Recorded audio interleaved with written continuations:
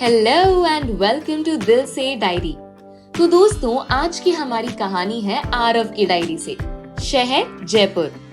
ये कहानी है एक चाय की टपरी की। इस टपरी ने अपने सामने न जाने कितनी कहानियों को बनते और बिगड़ते देखा है। उसी टपरी की एक कहानी मैं आज आपको सुनाने जा रही हूँ। जयपुर के एक पुराने मोहल्ले में एक छोटी सी चाय की टपरी थी, जहाँ शाम के वक्त सुरेश भैया अपनी चाय की टपरी खोलते और उनके चाय की सौंधी इलायची वाली खुशबू पूरे बाजार में घुल जाती।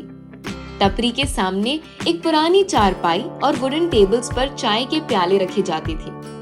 उस टपरी पे शाम 7 से 10 सिर्फ स्टूडेंट्स की भीड़ रहती और 7 बजे के पहले मोहल्ले के लोग यहाँ आकर अपनी दिन भर की थकान और खुशियों को शेयर करते थे। रात का वक्त वहाँ काफी खूबसूरत होता था।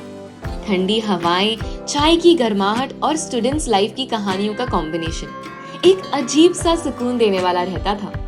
एक शाम जब बाजार की गलियों में रात की ठंडी हवा चल रही थी, एक लड़की अन्विता चाय की टपरी पे आई। अन्विता का चेहरा एक अजीब सी उदासी से भरा हुआ था। उसने अपनी धीमी आवाज में एक चाय मांगी और उस चारपाई पे बिल्कुल कॉर्नर पे जाकर बैठ गई। उसे देख के कोई भी समझ जाता कि उसका मूड बहुत खराब था। उसकी आंखें बोल रही थी कि वो किसी भी वक्त रो सकती थी। सुरेश भैया बहुत एक्सट्रोवर्ट और जॉली मूड के इंसान थे। अन्विता शायद वहाँ फर्स्ट टाइम गई थी, फिर भी थोड़ा हिचकिचाते हुए ही सही उन्होंने उससे पूछ ही लिया, आपका दिन लगता है थोड़ा अच्छा नहीं गुजरा। हम सब यहाँ अपना दिल हल्का करते हैं, तुम चाहो तो हम लोगों से शेयर कर सकती हो। अन्विता ने धीरे से जवाब दिया, आज का दिन मेरा बिल्कुल अच्छा नहीं गुजरा और मैं अभी भी क्लूलेस हूँ। मुझे कुछ भी अच्छा नहीं लग रहा है। अन्विता ने बताया कि उसकी जिंदगी एक टर्निंग पॉइंट पर है। उसका एडमिशन एक बड़े एमबीए कॉलेज में हो गया था। उसे आगे पढ़ना था, लेकिन फैमिली की रिस्पॉन्सिबिलिटी के कारण वो अपना जॉब नहीं छोड़ सकती थी। सुरेश भैया ने उसकी बातें ध्यान से सुनी और कहा, जिंदगी में हर किसी को सब कुछ नहीं मिलता। अब अपने आरव को ही देख लो। पिछले महीने IIM लखनऊ छोड़ के वापस आ गए जनाब, क्योंकि इनको 2 साल वेस्ट नहीं करने थे और सीधा कोई ट्रेडिशनल बिजनेस करना था। तो बात ये है कि हर एक मोमेंट को जियो और अपनी खुशी को पहचानो। तुम्हारे लिए जो सही है वो करना जरूरी है। छोटी छोटी बातों से परेशान नहीं होते। क्यों आरव? आरव एक्चुअली कॉल पे था। उसने फोन साइड करते हुए बोला, जी भैया। और उसकी नजर अन्विता पे पड़ी। रेड कलर की कुर्ती और ब्लू जीन्स में एक लड़की सिर झुकाए हुए बैठी थी।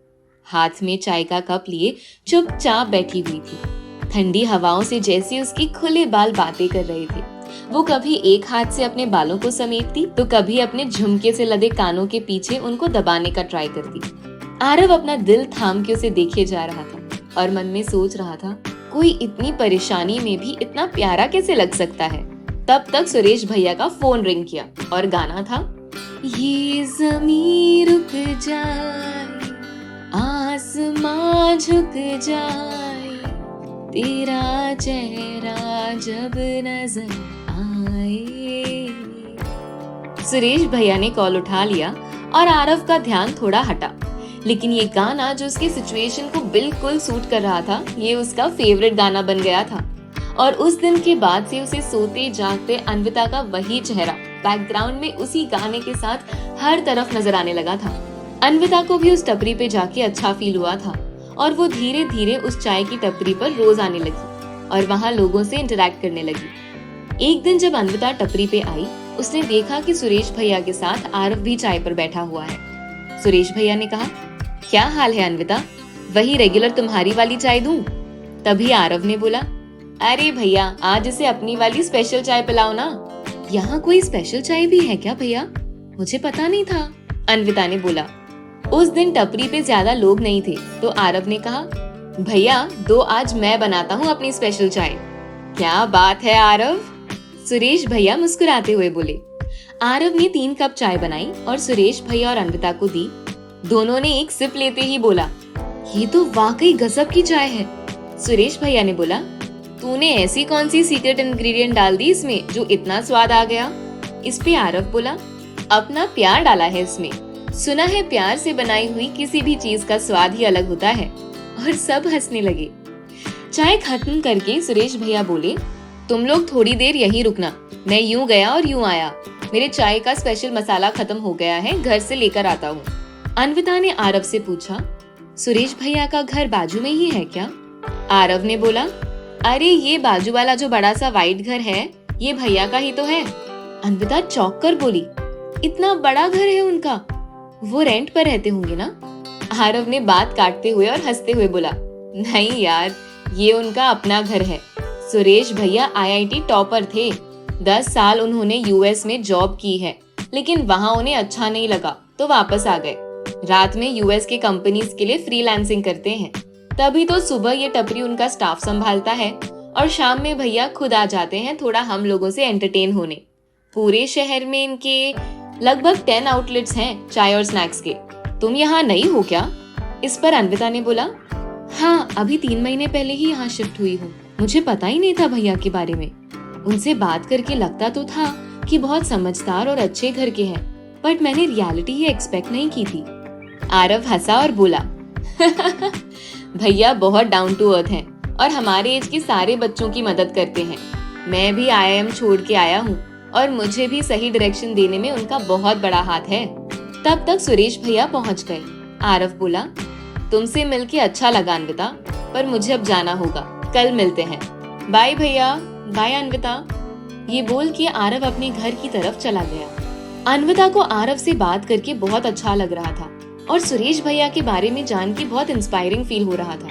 उसने डिसाइड किया कि वो डेली इसी टाइम यहाँ आएगी और आरव और भैया से मिलेगी। वो डेली सेम टाइम पे टपरी पहुँचती, करीब 5-6 बजे के बीच, जब सिर्फ 3 जन ही होते। कभी कभी 1-2 लोग एक्स्ट्रा मिल जाते, नहीं तो ये तीनों चाय पीते और बातें करते। अन्विता को नई नई टिप्स और कोर्सेज के बारे में बताते ताकि वो अपने करियर को एक नई उड़ान दे सके। एक दिन करीब 6-10 बजे काले बादल घिरे हुए थे, ठंडी बरसाती हवाएं चल रही थी। अन्विता नेवी ब्लू कलर की कुर्ती जिसपे ब्लैक मोतियों का वर्क था, ब्लैक मोतियों वाले इयररिंग्स पहने, खुले हुए उसके लंबे बाल और अपने ब्लैक साइड बैग को पकड़ते संभालते अन्विता टपरी की तरफ आ रही थी कि जोर से बारिश शुरू हो गई।